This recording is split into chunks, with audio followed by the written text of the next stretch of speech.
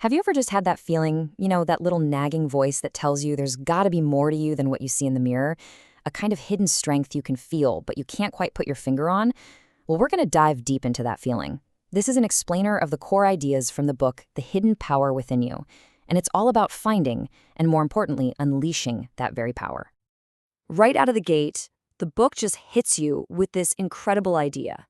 See, this isn't a journey about becoming someone totally new. Nope. It's a journey of remembering.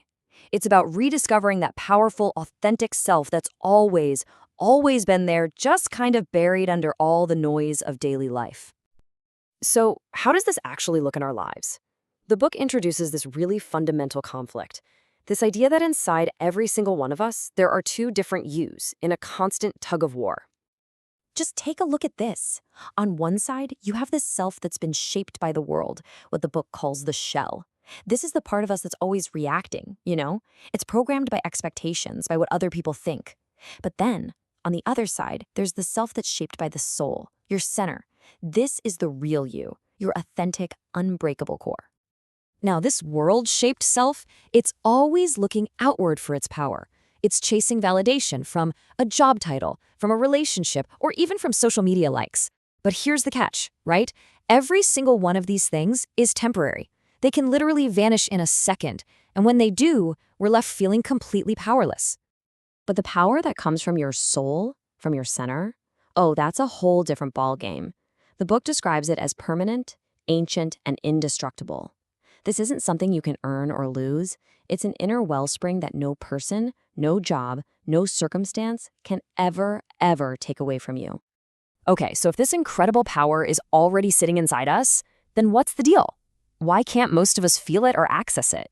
Well, the book suggests there are these villains in our inner story, these obstacles that are standing in our way. Let's pull back the curtain and see what they are. The number one culprit?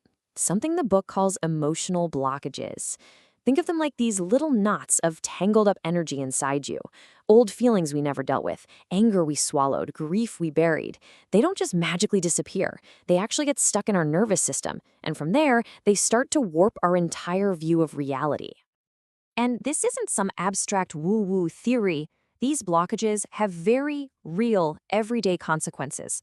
They show up as self-sabotage, as procrastination, that constant feeling of not being good enough, or even being totally blocked creatively. Sound familiar? The book puts it this way, and it's so powerful. Blocked emotions lead to blocked energy, and blocked energy leads to a block's destiny. The flow of our life is directly connected to the flow of our inner world. So if we're stuck emotionally, you better believe our life path gets stuck too. So how in the world do we start to unblock all this energy? It really starts with understanding this total game-changing distinction, the difference between pain and suffering. See, pain is natural. It's an event. It happens, and eventually it ends. But suffering is the story we tell ourselves about the pain. And according to the book, suffering is optional. It's us clinging to that story that keeps us stuck in a loop. All right, so we've identified the problem. We see what's blocking us. So what's the solution? The book frames it in this really cool way. It presents our consciousness as an inner operating system that we can actually learn to master with the right tools. At the very core of this system are our two minds. You've got the conscious mind, it's logical, it's analytical, but get this, it's only in the driver's seat about 5% of the time. The other 95%, that's the subconscious mind. It's automatic, emotional, and lightning fast. That's the one really running the show behind the scenes. Just let that sink in for a second. 95%. That one number explains so much, doesn't it? It's why just using willpower or trying to think positive often doesn't work long term. The real, lasting change happens when we go deeper, when we start to rewrite the subconscious programs that are actually in control. So how do we even start to get access to that 95%? The key, the book says, is to wake up your observer self. This is the real you. It's that quiet part of your consciousness that can just notice your thoughts and feelings without getting swept away by them. It is the first and most crucial step to breaking free from all that automatic programming. And once that observer is online, a whole new path of mastery opens up.